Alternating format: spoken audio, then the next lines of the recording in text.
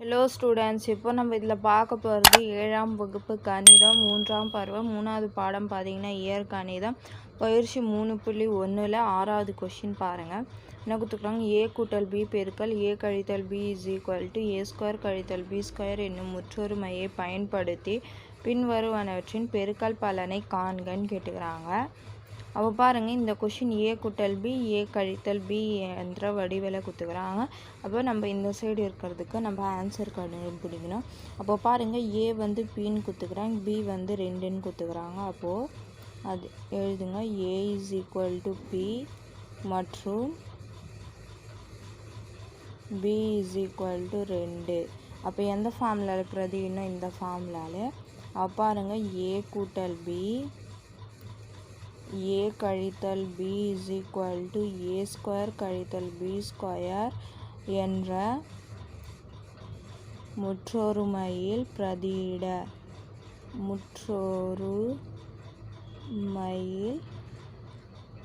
பிரதியிட. அப்போது இது எடுத்து அப்படியே அந்த ஃபார்முலாவில் நம்ம அப்ளை பண்ணலாம். அப்போ பாருங்கள், ஏ என்னச்சு பி கூட்டல் பி என்னச்சு 2. அதுக்கப்புறம் பாருங்கள், பி கழித்தல் 2 இது ஏ கழித்தல் பி. அப்போது ஏ ஸ்கொயர் கழித்தல் பி ஸ்கொயர்னால் பி ஹோல் ஸ்கொயர் கழித்தல் 2 ஹோல் ஸ்கொயர். அப்போது இது பெருகுனிங்கன்னா பி ஸ்கொயர் கழித்தல் 4ன்னு வரும். அப்போது இதுக்கு ஆன்சர் பார்த்திங்கன்னா இதுதான்.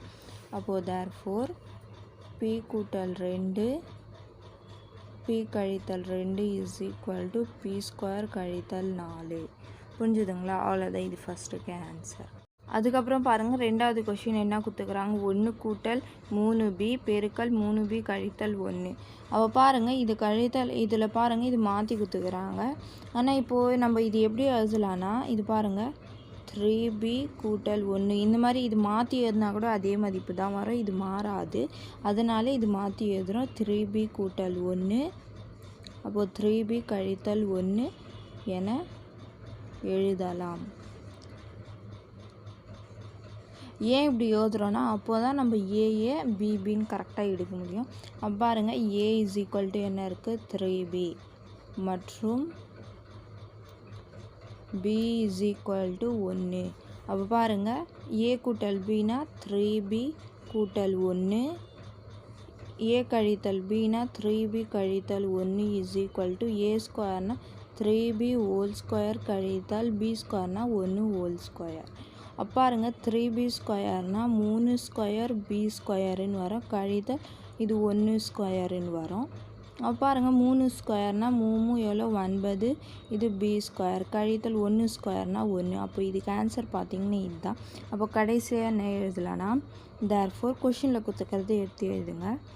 1 கூட்டல் 3b 3b கழித்தல் 1 is equal to 9b square கழித்தல் 1. புரிஞ்சுதுங்களா? 2வதுக்கு அவ்வளோதான் ஆன்சர். இங்கே இது பாருங்கள், இங்கே இது எழுதிட்டு பிறகு இங்கே ஒரு அந்த ஃபார்முலா எடுத்து எழுதுங்க.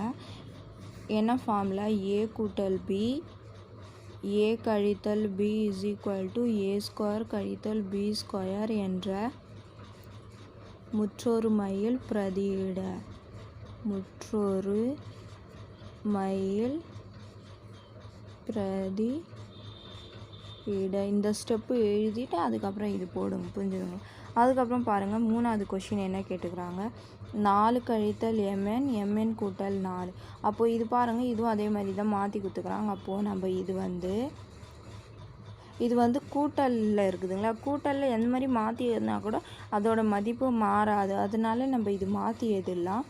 பாருங்கள், 4 கழித்தல் mn இது வந்து 4 கூட்டல் mnன்னு எழுதலாம் என எழுதலாம்.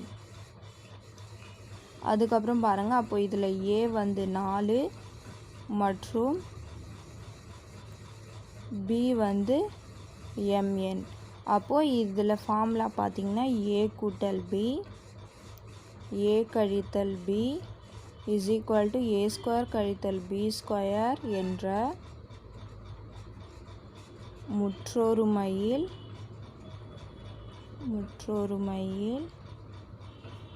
பிரதியிட.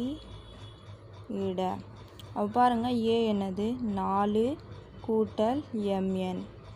அதுக்கப்புறம் a வந்து 4 b வந்து mn. அப்போ கழித்தல் mn. அப்போ is equal to a ஸ்கொயர்னா 4 whole square கழித்தல் bனா mn ஹோல் ஸ்கொயர். அப்போது 4 ஸ்கொயர்னால் இது பார்த்திங்கன்னா 4 நாள் 16 கழித்தல் m ஹோல் ஸ்கொயர்னால் m ஸ்கொயர் n ஸ்கொயருன்னு வரும். அப்போ இதுக்கு ஆன்சர் பார்த்திங்கன்னா இதுதான். அப்போ கடைசியாக என்ன எழுதுகிறோன்னா தேர்ஃபோர் கொஷினில் என்ன கொடுத்துருந்தாங்களோ அது எடுத்து எழுதுங்க. 4 கழித்தல் mn கூட்டல் 4 இஸ் ஈக்குவல் டு 16 கழித்தல் m ஸ்கொயர் n ஸ்கொயர். புரிஞ்சுதுங்களா? அவ்வளோதான், இது 3வது ஆன்சர். அதுக்கப்புறம் பாருங்கள் 4வது கொஷின் கொடுத்துக்குறாங்க. இது பாருங்கள் கரெக்டாக இருக்குது. a கூட்டல் b a கழித்தல் b வடிவில் கரெக்டாக இருக்குது. அப்போது இதில் பார்த்திங்கன்னா a is equal to 6x மற்றும் b is equal to 7y. அப்போது a கூட்டல் b a கழித்தல் b is equal to a square கழித்தல் b ஸ்கொயர் என்ற முற்றொருமையில்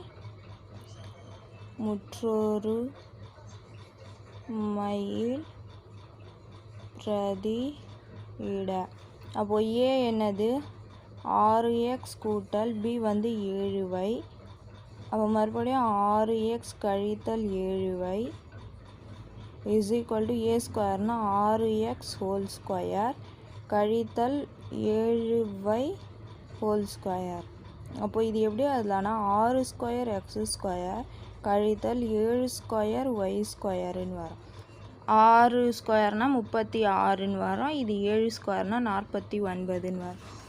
6 ஸ்கொயர்னால் 36 எக்ஸ் ஸ்கொயர் கழித்தல் 7 ஸ்கொயர்னால் 7 49 ஒய் ஸ்கொயர். அப்போது இதுக்கு ஆன்சர் பார்த்திங்கன்னா இதுதான். அப்போ கடைசியாக என்ன எழுதுகிறோம்? தேர்ஃபோர் 6x கூட்டல் 7y 6x கழித்தல் 7y is equal to 36 X square கழித்தல் 49 ஒய் ஸ்கொயர். புரிஞ்சுதுங்களா? அவ்வளோதான், இதுக்கு 4வதுக்கு ஆன்சர். 6வதுல இருந்தது 4 கொஷினுமே முடிஞ்சிச்சு ஆன்சர். புரிஞ்சுதுங்களா? அவ்வளோதான்.